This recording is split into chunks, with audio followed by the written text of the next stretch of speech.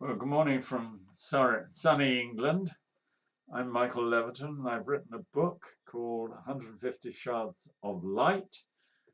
It basically is 150 stories taken from the Bible, or in some cases made up by me, but mostly from the Bible, and you can track them all in the Bible by reference to um, the chapter that I refer to. I hope you enjoy reading some of them. I'm not putting them all. 150 is a big ask.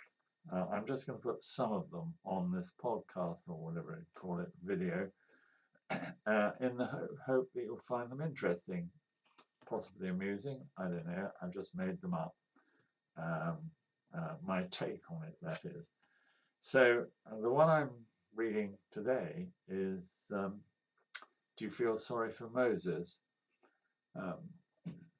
And it's taken from the book of Exodus. And this is how it goes. What a story! This is how it starts. Moses is born to an Israelite mother in Egypt, at a time when the Egyptians, who had initially welcomed 70 Israelites to come and live among them, were now worried by the way the Israelites had flourished over the centuries and considered them a threat. They came up with the brutal but practical idea of reducing their numbers by killing off all the newborn males. Moses' mother can't bear to lose her newborn baby boy, so she hides him for 3 months. When she can hide him no longer, she puts him in a papyrus basket coated with tar and pitch so it floats, and launches him into the reed thickets of the River Nile. Well, guess who comes to bathe there? None less than Pharaoh's daughter. She finds him and takes him under her wing, so to speak. It was she who gave Moses his name, which literally means, I drew him out of the water.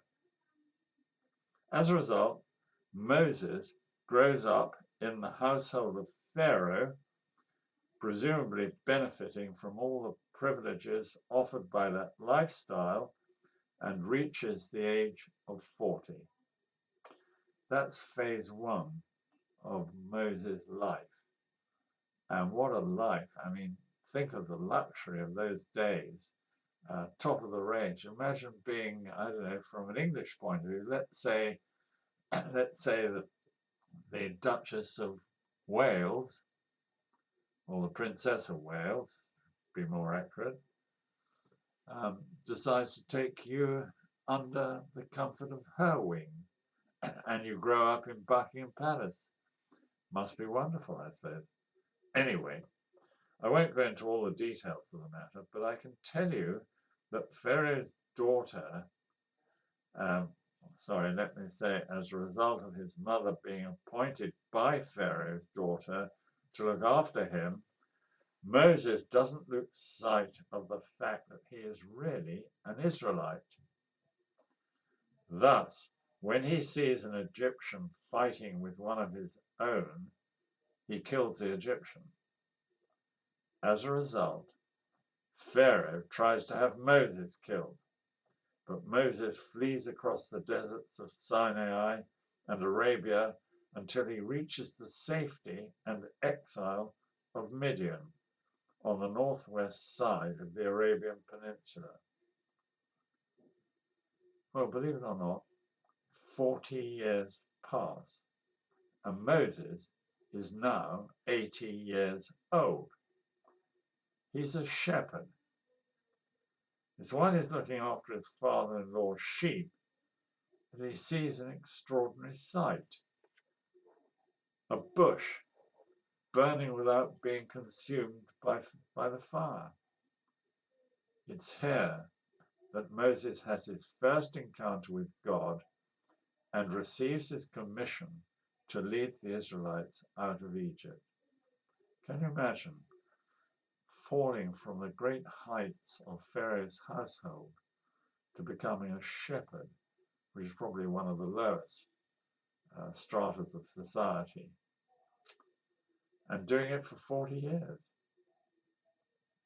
Anyway, after much argument, Moses reluctantly accepts the challenge and returns to Egypt. There, with his brother Aaron, he becomes the spokesman for the Israelites and seeks to persuade Pharaoh to let them leave Egypt.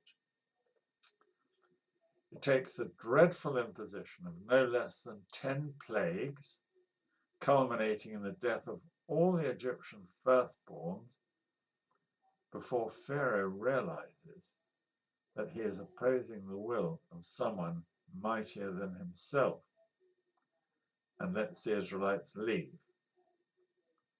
Even then, Pharaoh is furious that they've gone and sends his army in pursuit, to no avail.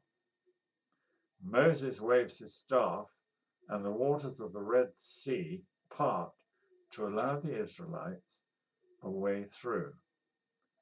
Not so the Egyptian army. When they try to cross the sea, it closes back over them, and the whole army perishes. Wow.